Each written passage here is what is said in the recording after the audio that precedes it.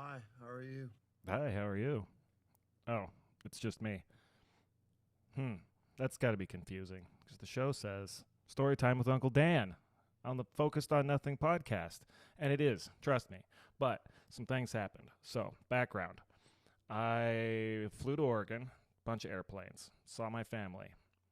48 hours later, bunch of airplanes back home. While on site, which we'll get to, Dan and I recorded an episode. It was a very good time. We paused for a commercial break, and we never came back. I apologize. Which, happens when you're on short trips to go see family and it's kind of chaotic. So, we got a bit of a shorter episode, but I still think it's a very good time. Dan gets to hear sounders because I got to record in a room with Uncle Dan on location, which was truly a blast. And that's what you're going to get to enjoy this week. And we're going to pretend like I'm not coming back right after the episode ends at the commercial break, that was air quotes, and then record the outro again also by myself. But if we get that far and you're expecting another half of a show, I apologize in advance. But here's a story time with Uncle Dan. Enjoy. And we are all on the same page. They didn't hear that, but I'm recording this part now. So, hi. Good evening, my nephew. Hello, Dan. Welcome back to the show. For the first time, you're going to get to hear our theme song. Well, unless you've listened to the show, but it's this. Oh, it's loud again. It's actually just really loud in one ear. Can you hear it? Yes. Oh, good. So tonight we have Dan. We have sounds. This is new for Dan. Usually we're on a call, FaceTime call. But tonight we are special on location. We are face to face. Yes, in an undisclosed location somewhere in the forest, and I have all of this running through a computer, and I've never done this before, and we're going to have story time with Uncle Dan. It's going to be great. Welcome to the show. Thank you so very much, Dad. I just got beer on the equipment. There we go. Just ignore that. Now it's been christened. Oh, Good job. thank you. Okay, so here we are, and it's story time with good old Uncle Dan. And I'm going to relate a story about Ted's grandfather tonight. Tom, the Hilker. The one, not spelled with an H-O-M. It's Tom, just T-O-M. Nope, no shots fired there either. So if your name's Tom and you use an H, good on you. Good luck. So anyway, this story takes place probably right around 1953, 54, somewhere in there. Before my Before you. Well, before me, yeah, 3 years before me. But it was, I don't think that my parents were married yet. I think they were still just planning on getting married. And they were going to take That sounds right. my father was going to have a little away in the mountains time with his soon-to-be father-in-law. Future fault. That's always good bonding time. Yeah, good bonding time. And they were going to go trout fishing at a place called Lots Lake. And it's about 20, 25 miles out of town of Paradise, north in the, I'm trying to remember what the name of the area was. It was. If I had any internet at all, I'd look that up right now. It's a logging area, and Trees. Treeville. yeah, there's a whole lot of trees up All there, right. but beautiful granite lake, and all natural trout. Wasn't planted, wasn't Forest Service. It was actually Diamond Match property that they owned all the forest resources in that area for logging. And man, that area is just almost on my tip of the tongue. I'll mention what it is when it finally comes back to me. But anyway, Grandpa Ritterpang and my dad were going to go on this trout fishing trip. So Just for the day. they were Camping? going to camp Okay. for a couple of nights. Oh, wow. And my dad was always always up for some kind of outdoor adventure. Yes, generally. So I'm sure if we were going on a camping trip, you would take a truck, right? Yeah, well, he didn't have a truck, Oh. and neither did my grandfather. Oh. Uh, So, and so a car then. So it was a 1941 four-door sedan Ford. And those were beautiful cars, built like tanks. And they had their own kind of ways, but it had the original flathead engine in it, All a right. little V8, Oh wow. and yeah, they have I think probably right around 80 horsepower. That's About it's not very many. But if you're listening and you don't know what this car looks like, it's going to be important here shortly. So yeah, it's pause, look up a picture of a 41 Ford sedan, and note outside the doors that there are these. They're called running boards, and you used to be able to run alongside a car and hop onto them. Well, no, you didn't. Not on No. this one. This was one of the first years that the running boards were actually covered by the doors. If you opened the doors, there was the running board there, but when you closed the door, the body lines actually came down to where they covered up the running boards. Oh, apparently, I should look at a picture. I apologize. That's I okay. apologize. That's Look, if you're not prepared to do the research, Brian, why make the statement in the first place? Yeah, never been more fitting. All right, I'll stop interrupting you. Please do that. That's quite entertaining. Anyway, so we have the design of the vehicle taken care of It's a car. on a 1941 Ford four-door sedan. There are running boards. They're just hidden, apparently. Apparently. But it's going to matter. So, Yeah. All right. So anyway, they're going fishing up to Lots Lake. Going to go trout fishing, and there's lots of rainbows up there. I think that's the Rainbow trout. rainbow trout. Not that just are up. rainbows in the Yeah, sky. no, true. Okay. We're This painting was a picture here. These are Gra- fish with rainbows on the side of them. correct, Yes. and quite large. Sterling City. That's There it is. that's the name of the area where this was. And I thought, see the rainbow came in. I was like, there's silverfish. Sterling City. Yeah. Samsonite. Yeah. So anyway, Sterling City is where this Lots Lake is located outside of Paradise. So anyway, they're up there, and the first night they're making camp and all the rest of that, and having a good time. And my grandfather and my father are bonding, about the future nuptials of his daughter to my father. I bet it was exactly that. Yeah. So they had drinking their the only thing. Beer? Whiskey? Well, my grandpa drank. See, my dad was only. Oh, he would have been young. Yeah, he was only 19 or 18, Yeah. maybe. So they were sure there was beer, but if Grandpa was drinking beer, anything other than beer, it would have been a little bottle of whiskey, probably about All right. a pint. I recall childhood we'd visit. I remember he would have beer and he would have no thumb. Yes, Because he didn't have one of them, and that Well, was his beer drinking hand. yeah, and he did not let that slow him down. he lost that thumb in Normandy in D-Day plus 14. I did not know that date. Yes, D-Day plus 14. Paratrooper. He wasn't a I thought he was paratrooper. a paratrooper. No. I'm just gonna hit this button. Small tangent alert. Yes. He was a combat engineer. Oh. He built Bailey bridges to get over rivers that were blown up by the Germans through, the portable bridges for tanks. He was part of Like Army Corps of Engineers.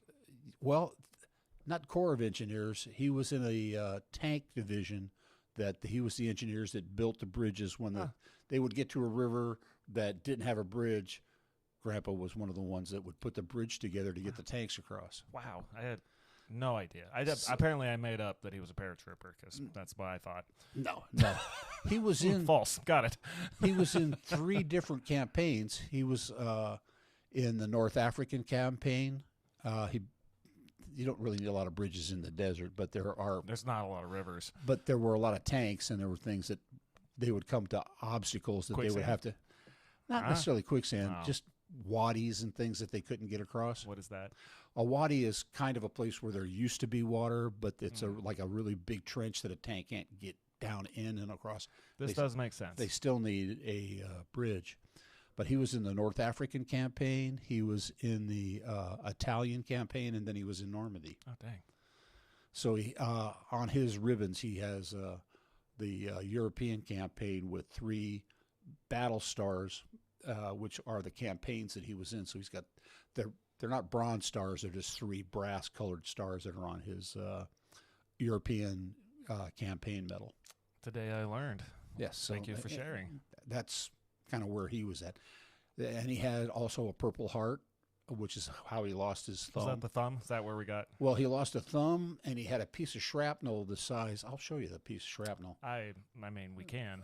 Uh, This we- was inside your grandfather. Yeah, it was in My inside. great grandfather. Yes, it was inside Grandpa, and let's see, he's my cousin, so he's like a third cousin to you, Darren. He lives down in Dunsmuir. Don't know this person. I gave him the fuse ring to the German 88. It was a German 88 that blew him out of the foxhole that he was in. And he had the fuse ring and some shrapnel that was behind his kneecap that he carried with him up until the 60s. Wow. They took it out in the 60s, and I gave that part to Darren. But I've got the machined piece of German 88 that blew him out of the foxhole and knocked off part of, well, there was another piece that knocked his thumb off that went off into the atmosphere.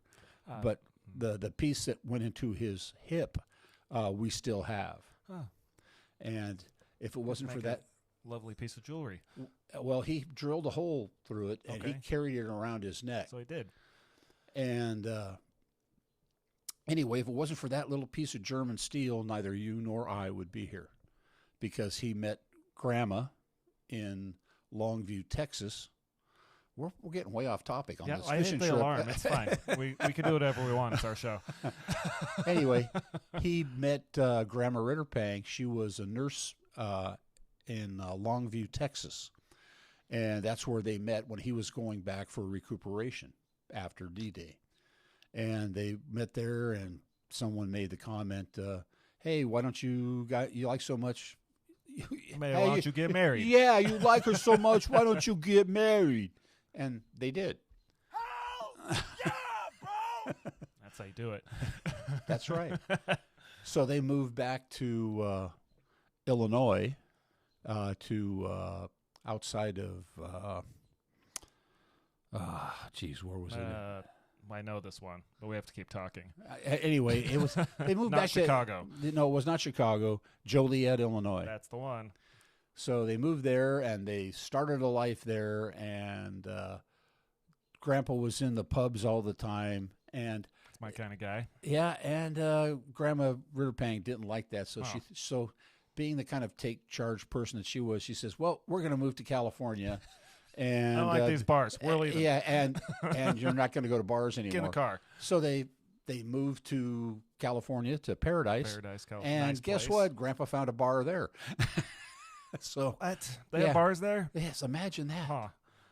So It's crazy. and that's where Mom and Dad met, because they moved here after Grandma didn't like Grandpa going to the bars in Illinois. Oh, yeah. They moved all the way to California, and that's where Mom and Dad met going to high school, when Dad told Mom that at the bus stop that his name was Tom Helker, and he was going to become a forest ranger, and he was going to live on top of a mountain by himself.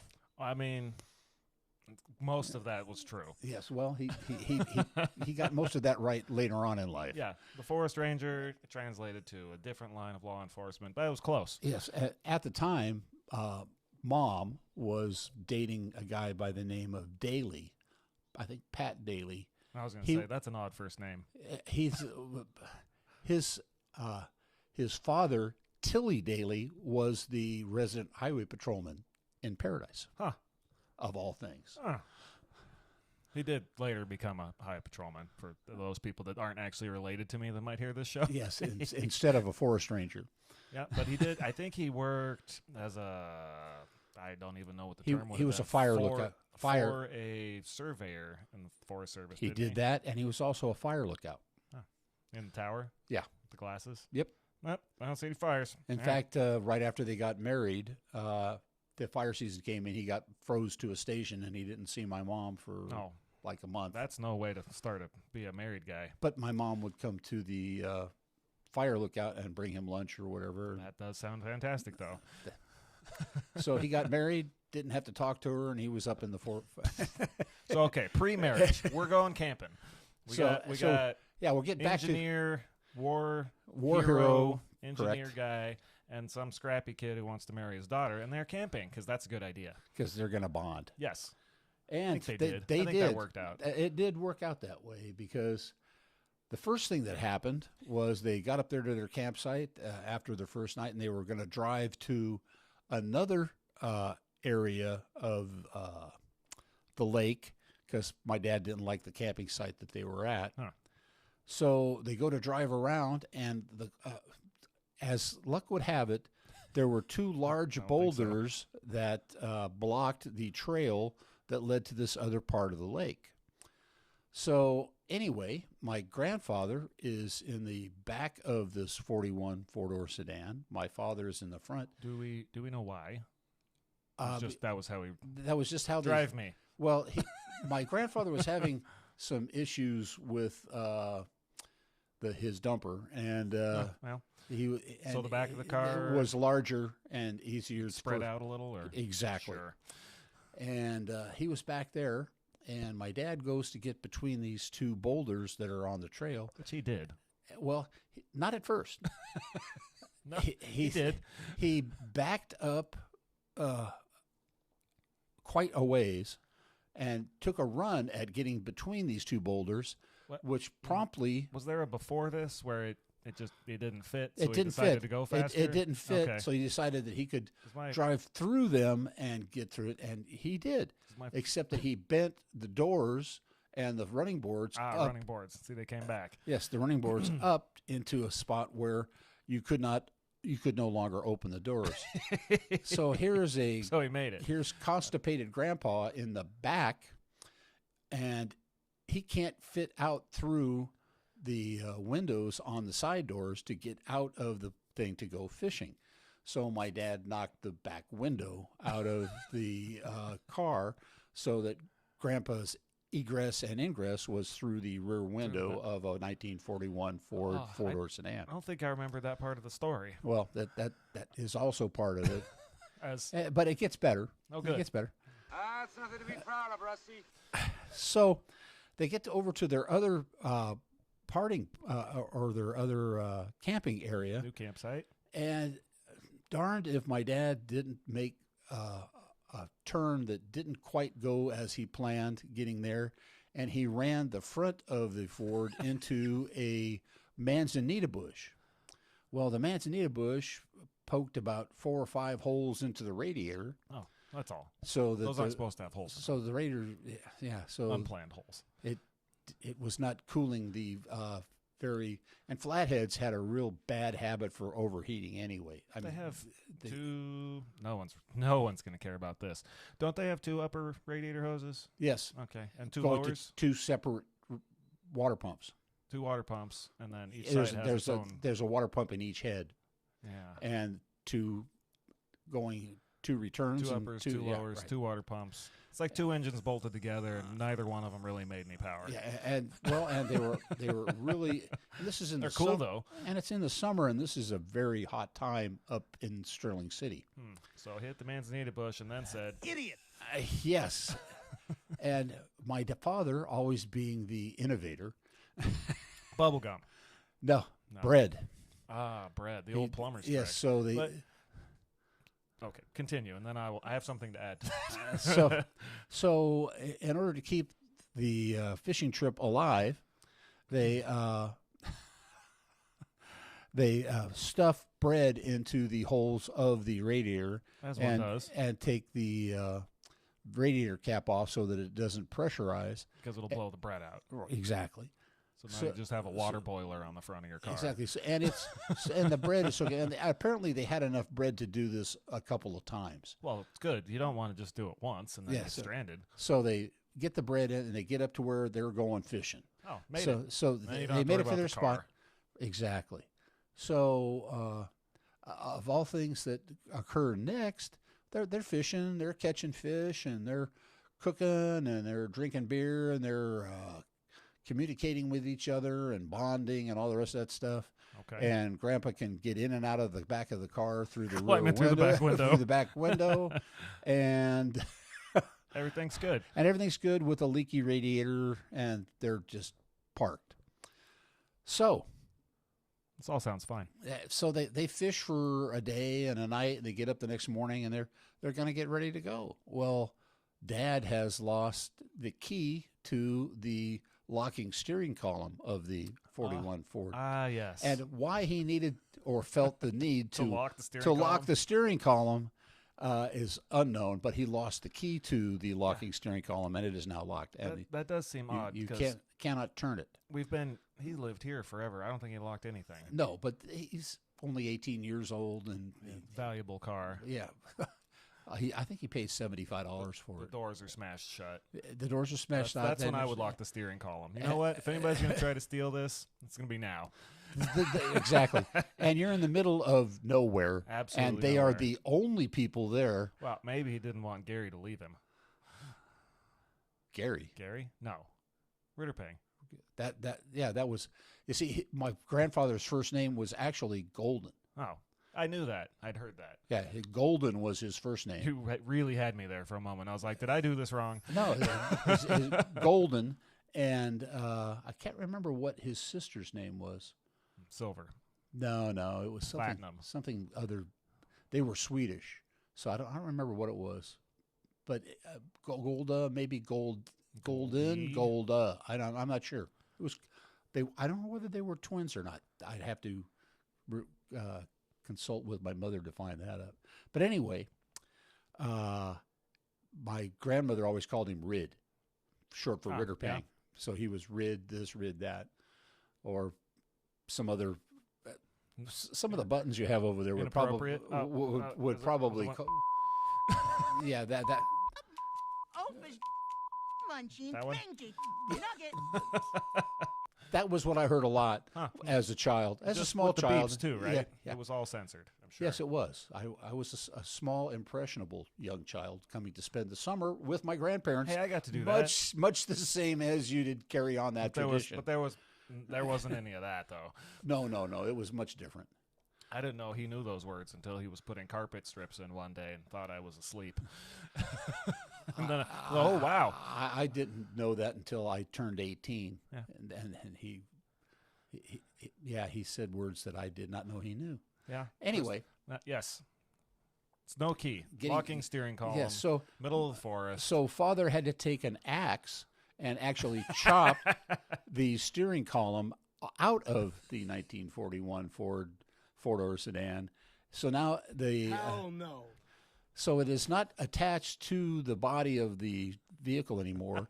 So in order to steer it, my father has to hold the steering wheel in his lap and turn it and meander their way back into in the car, the doors won't open. the doors won't open. It's overheating. It's overheating. They Is had this to a manual transmission? Yes, a 3-speed. 3-speed. So it's got a shift. Yes. With one of the legs that's holding the column. Well, You got to use the clutch. no, he had to shift it because it didn't have a floor speed. It had a 3 on the tree. Oh, perfect. So he had to shift it while it was in his lap. He just made it was I'm just impressed. I'm honestly impressed that all that linkage still worked after he removed it with an axe. Yeah, well, it just had one. The locking mechanism just had a switch, and it had a cross bolt that went into the steering shaft itself. And when you axe it out, it took care of that. But kudos to Ford. That's more secure than the steering column in, say, my current truck, which is 20 years newer. Well, No, there's no lock at all. No key to lose. no, they made it definitely burglar proof back in those days. And unless you had an axe, you could steal one if you had an axe. Yeah. Just Because kick it. All you got to do is kick in the back window and then axe the column, and you can steal this And car. usually, well, especially if you had access through the doors that actually work. No, get a Spider-Man. This one would have been a little more difficult. Dad was in and out like the Dukes of Hazzard through the passenger window or the Gotcha. driver window. Grandpa was in and out through the back. So they're coming back, and as they're steering, with my dad holding onto and shifting the whole steering column on his lap, and after having caught some trout, they were 3 days up there, and by the time they got back,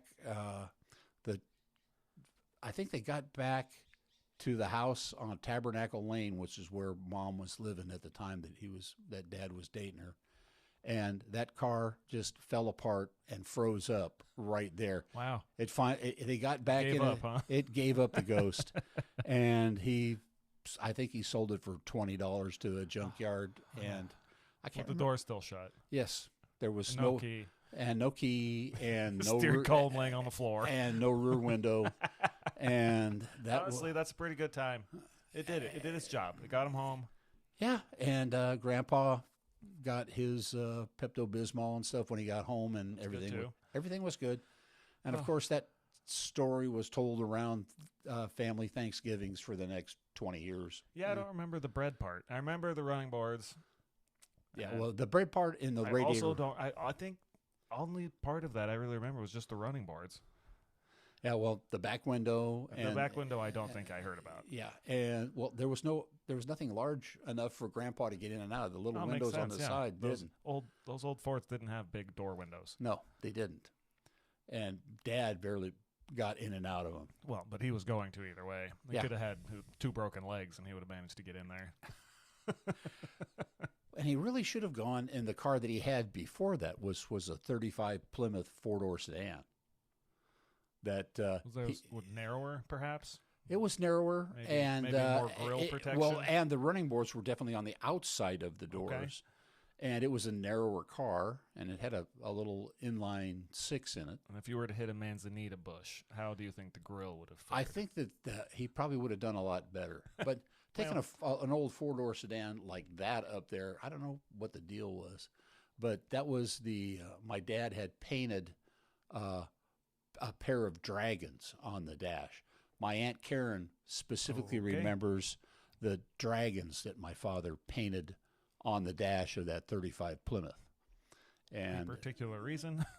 just because he was cool. All right. I'll go with that. So I don't know what car he had after the 41. I wasn't- I think he was driving Pop's 51 5-window. Oh, beautiful old Chevy pickup. Yeah, that he promptly ran into something. Huh. That's weird. While he was playing with my mother. Nah, we're not talking about that. That's how he wound up crashing that. Yep, But that sounds fine. but apparently it was a dog ran in front of the truck. I think that's what happened. That Or was it. aliens. Maybe it was Sasquatch. Yeah. Well, I'll talk to my mom about that next time. But We'll get back to you, folks. So he's crashing all these cars, and Yeah, it sounds familiar. I think last time we talked, it was us crashing cars. I think that after that, I think he picked up a 49 Ford 2-door sedan. It was another flathead, and I heard a story that I think that he blew up the rear end on that someplace over in the Central Valley with my mom, and he bought another rear end and changed it while they were staying at a hotel. While on vacation. Yeah, Yeah, that was the. that sounds about right. Yeah, that's he did all kinds of things like that. There was some other story. I don't think the car was broken, but I think those two were dating and had pulled over somewhere, probably, I don't know, to look at the stars, and on somebody's farm or near somebody's farm. And the story, I don't remember much of it, was that the old man came out and thought that it was his daughter in the car. That's correct. Dad was always getting caught with Mom in a car somewhere. Well, Anyway, it was just kids having fun. and something like scared the life out of both of them and realized Yeah. it wasn't his kid. And I was like, okay, get off my farm. They were headed towards Dad wanted to go to the beach. This was after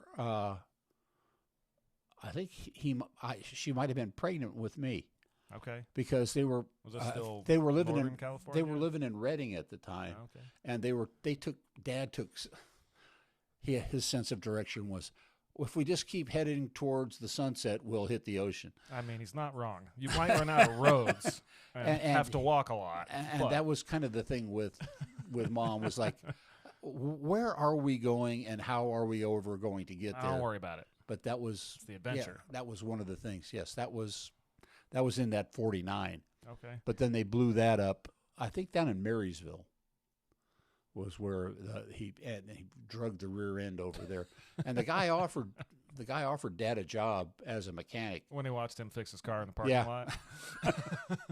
You just replaced the rear end on that car with a screwdriver and some bubble gum. Would you like a job? But he was working for Western Electric at the time, and it was a pretty good paying job. I remember hearing about that too. That's where he met the Brockhouse, John Brockhouse, and we lived, of all places, in a trailer park together up in I think it either was Anderson or someplace south of Reading, or maybe in Wairika. But But fast it- forward, how many? Well, that would have been what, 57 ish. Yeah, Yeah. So 20 years later, everybody lives in Orchid, exactly. and they're all buddies. Exactly. It was like, where did you know this guy from? Yeah, John was just a great guy. He worked, and he was still working for the phone company. It wasn't Western Electric. It was, I can't remember who it was then, but they had gotten the contract at Vandenberg, and that's where. what got him down there. And of all places, Dad was in the Safeway down at the Orchid Shopping Center, and John walked up to him. Yeah. Hi. Hey, I know you. Yeah, exactly. What's going on, buddy? And they lived over in Old Oak Knolls or New Oak Knolls, and yeah, it was crazy. All right. Well, that is the story of you, and reason why you should take your future father-in-law camping. Make sure you have a very questionable vehicle, more questionable driving skills, and not question at all whether or not you should try to do it. And how could you possibly go through that same kind of circumstances with a modern vehicle in modern just times? die. It would just It would just die. fall apart. I mean, it did die, but it got home first. yeah, it did. A picture, I can't think of a movie right now, but like a cartoon where the car's all beat up and you finally do get back home and the whole thing just wheezes and smokes and all the parts fall off. There was a That's what I'm imagining. There was a movie made back in the 1920s called Tobacco Road, and Okay. there was a Model T in this Another movie old called Ford. Model T in this Tobacco Road, and for a radiator there was this giant hose that came out of the engine, and it went into a bucket. A bucket. That was in front of it, and they would put more water in the bucket. Well, you would need to. And then, but every time you saw this thing in another series of this thing called Tobacco Road, there'd be another part missing off of this vehicle, and it was, well, the family referred to this story about the 41 as the Tobacco Road trip. Yeah, okay. So, I'll have to look that one up myself. I am not familiar. and there we have another. Oh, small tangent alert. It's our show. We do what we want. Yeah, well, Dad was in the Navy, so that's appropriate. I think so. All right. So I think we're, half hour into this party. Do we have another one? Do we want to take a quick break? Or you want to keep going? Let's take a quick break. All right, quick break, and we're gonna pretend that that's a normal thing we do, and I'm just gonna hit a sound, and we'll be back. It's commercials. Oh, hi. Thanks for checking in. I'm still a piece of garbage. Yep. And I'm back. And if you remember 20 minutes ago, it's just me again. Thank you for listening. Thank you for joining. Thank you for hanging out. Feel free to shoot me and or us an email, focusedonnothing@gmail.com, or visit our website that doesn't exist at focusonnothing@thispagedoesn'texist.biz. And have a great week. Talk to y'all soon. Bye. We are